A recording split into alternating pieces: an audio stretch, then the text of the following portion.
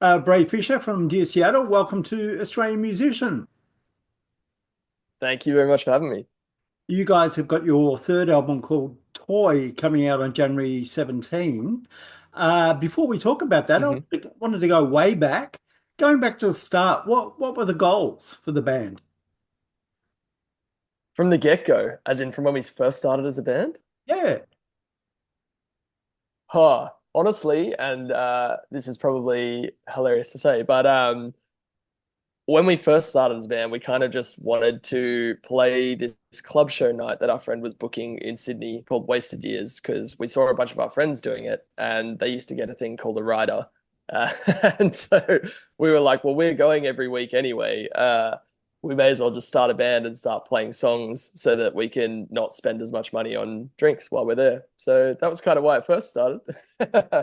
But since then, we've yeah, probably grown up a fair bit. And that was kind of early on. We started to play like a different style of music, and it was more in like the melodic hardcore realm and that kind of thing. And recently, I guess more recently, sorry, like 2016, we decided that we wanted to shift and like kind of found the sound that we wanted to write and move more towards the sound of Dear Seattle that you know now. And yeah, from there we were kind of like, okay, let's take this seriously. Like we actually want to be a band and we care about music and writing songs and spreading a message that isn't just drinking. Were you all into similar sort of bands? Was there a common thread? Yeah, so we all kind of grew up listening to the same world of music. Like it kind of started in like your Midwest emo kind of realm, a lot of melodic hardcore bands. And so that was kind of where it first started out was we were all going to these club night shows at a place called Wasted Years. And it was, yeah, it was just the scene that we were in. And it was actually really, really healthy in Sydney at the time. Like there was lots of bands doing it and it felt like it was growing and bubbling. And we were like, let's do this. Like this is so exciting. Um, and so it did start from that. And we were all kind of friends of friends and knew that each other played the instruments that we did. And so yeah, we just decided like let's just give it a whirl and see what comes out. And from there, it just kind of kept ticking along, and we never wanted to stop. Yeah. So fast forward to January 17, 2025.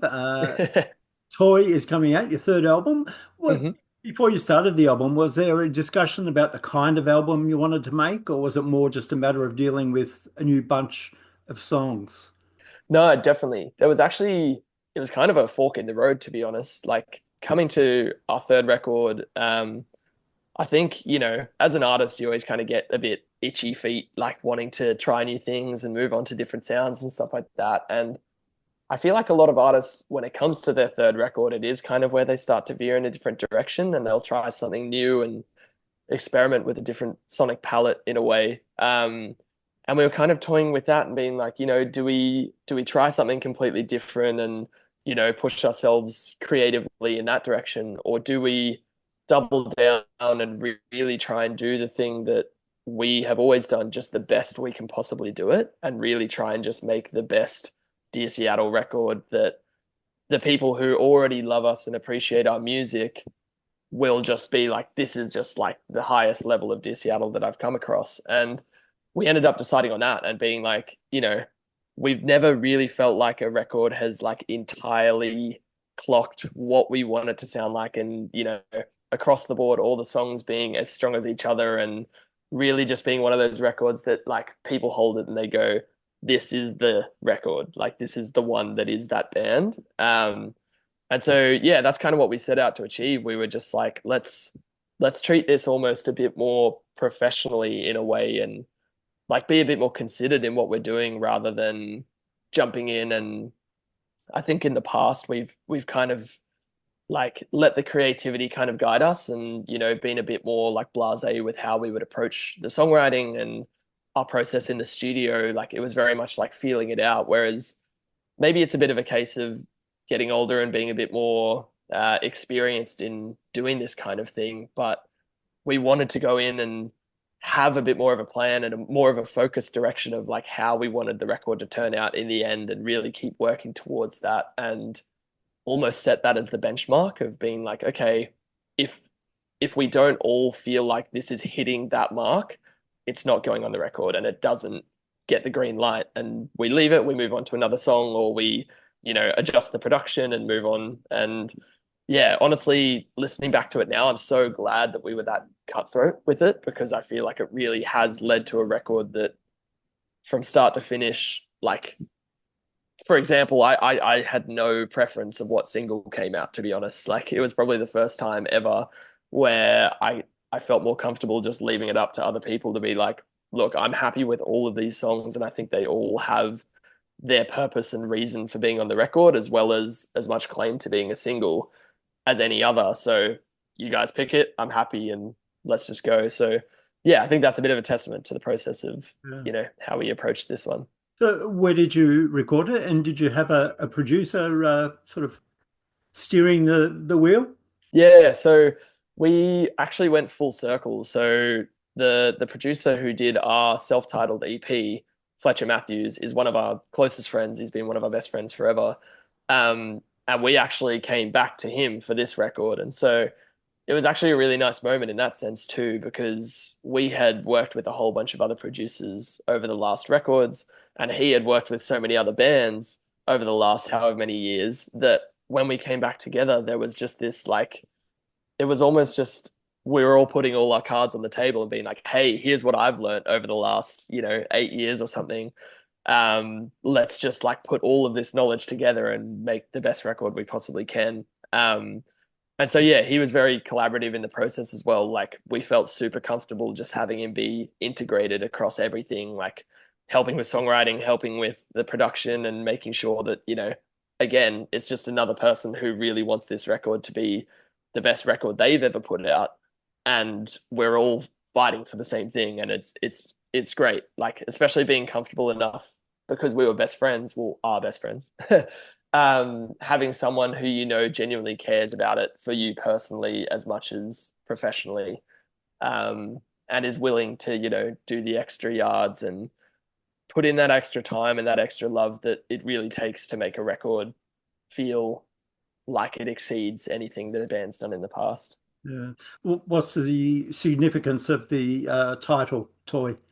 Yeah, so that was an interesting one, because I think like a lot of the record is kind of about finding your place in the world and like working out who you are. And especially as you get older, like there's this period where you start to sever with like an old version of yourself, and you start to move on to like a new chapter of your life. And a lot of the time you can just kind of feel like you're not you like, it's hard to kind of act in your own interests and like be the person that you want to be at all times. And you're kind of at these crossroads of where you want to be and who you were and stuff like that. So in a way, it's kind of like, I think the metaphor of toy just feels like, you're this toy sitting on the mantle, and like, is it who you truly are, or is it this like fake version of yourself, like a replicated version of yourself? And you know, I just feel like overall, I personally like album names that are succinct and kind of, give you like a strong visual from the get-go. And I think especially coupled with the album artwork, which has that like toy doll sitting on the front, I just think like, I don't know, it kind of resonated with me in a way of, you know, feeling like I wanted to kind of move on from maybe like a more false version of myself and start like living in more of my truth in that way. Yeah. Tell me about the gear that you used on the album. Yeah, so in the album for the actual production, when we were recording it, it was mostly recorded in the box. So everything was amp sims, and we ended up like programming a lot of the drums and things like that, just to, I think, move it towards a more modern style of production. Because I think in the past, we've always done like the, I guess, more like live feeling rock style of production. And while it sounds great and like that's what we love and grew up listening to, when you start to consider it in comparison to other things that you hear, say on a playlist on Spotify or on the radio or that kind of thing, you can often hear where the production kind of lacks, and it might not have the same like impact or clarity to the vocals or things like that that just really make something like hit you in the chest. And so we decided, yeah, like again, kind of contentiously, because we were like umming and ahhing for quite a while, but decided to have the conscious decision to go forward with it as a more modern sounding record. And that meant a few things like recording it more in the box. And, you know, I think that really helped as well on our songwriting side because recording it in the box means that you can go in and change anything whenever you want. And you're not kind of stuck with the recordings that you've done, like the drum take that you have is all recorded live in a room and that's it, unless you want to hire out another drum room and do it again for a massive expense. Like that's kind of the take that you're left with. So this record almost, it was like written and recorded at the same time and it was produced kind of on the fly too, where you know, a lot of the time you like track everything and you try and get it sounding as close as you can, but then it all gets mixed and then you get the mix back and you're like, okay, this is kind of where it's ended up. But for us, we were doing that in the process the whole way we were going along. And by the time we finished recording, we were like, this is 90%, 95% of the way to where like the production is actually going to end up in the end. And it's just little slight tweaks that we're making from here. So I think that process we actually really enjoyed because it gave us the freedom to, jump back into sections and be like, oh, this just isn't sitting the way that we want it to, and like it's not having enough impact in comparison to the one before. Like maybe we need to strip this section back, and it gave us more malleability in the songwriting to be able to make the productions feel like it hits every note and every impact point or like emotional note that we want it to across the record. So yeah, it was really enjoyable doing it that way. Yeah. You toured overseas in November, think for the first time you're overseas. Yeah, yeah. How did it go? And were you road testing any new material? Yeah, it was really good. Honestly, we kind of set our expectations incredibly low, which was nice. Because, going to a different territory, it's like starting the band again, you know what I mean? Like but besides Spotify and, Apple Music and things like being able to expose you to these audiences overseas, like there's no reason why a kid in Germany should have heard of Dear Seattle, you know what I mean? Like it's not something that they would ever necessarily come across. So we were going into it being like, okay, like let's pretend like this is the very start of the band again and like just go back to how we used to play and like really kind of give everything and just be stoked that anyone shows up. And honestly, it blew our expectations out of the water. Like we got there and it was actually really good crowds, like pretty much across the board. And our last show in London felt like any other show back home in Australia. And it was such a nice thing to, I think, go into it expecting so much less and then have our expectations blown.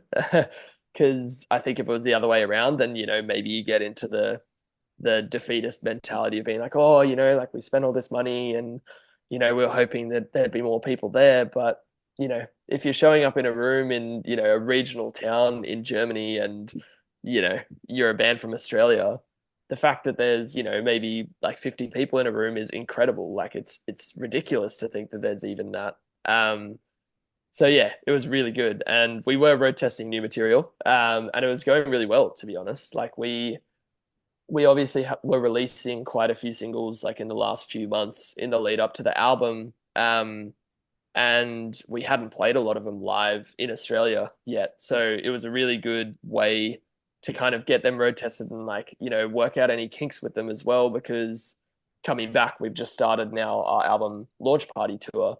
And, all the new songs feel as comfortable to play as any of the others in the set. And yeah, the response has just been so good to all the new stuff that we're stoked that we are kind of like we're really putting a lot of them into the set list as well. Like our set list at the moment is predominantly new stuff, so it feels really good that it's being reacted to in the way that we had hoped.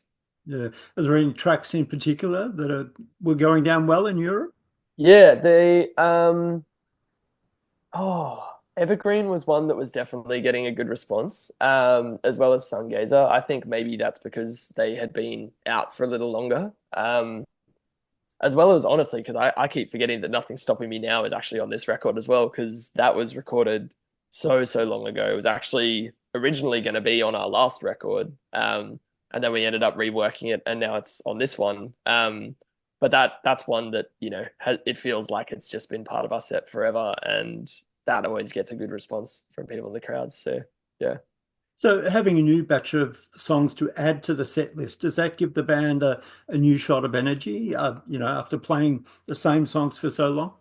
Yeah, definitely. And I think, part of that is due to COVID being a thing during the last record cycle. Like we didn't really get to tour as much as normal. And I think we didn't really get that process of like being able to inject new songs from someday into the set list.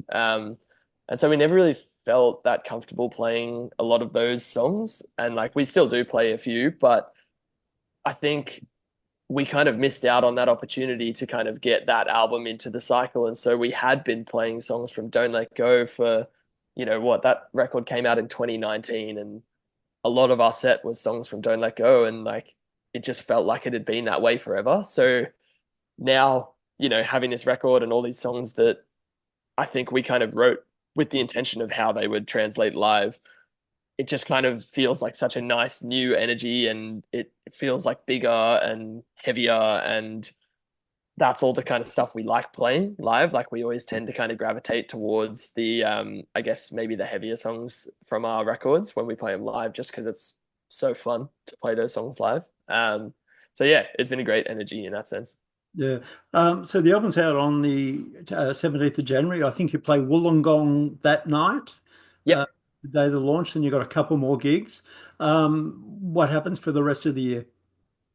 Rest of the year, oh, there is a lot in the works. I don't know how much I can say, but it is like it's looking like it is going to be jam packed to the brim. A lot more overseas touring, which is very exciting for us as well. Just I think because we've wanted to move into, going overseas for a very long time, but it just has always felt like it just hasn't been possible. And then now it's all kind of lining up, and we really want to make the most of it. So a lot of that, obviously, a big Australian album tour will be a thing, like the formal album tour. But yeah, there's so much, and I don't know what I'm allowed to say, but it's going to be massive. It's going to be a damn big year.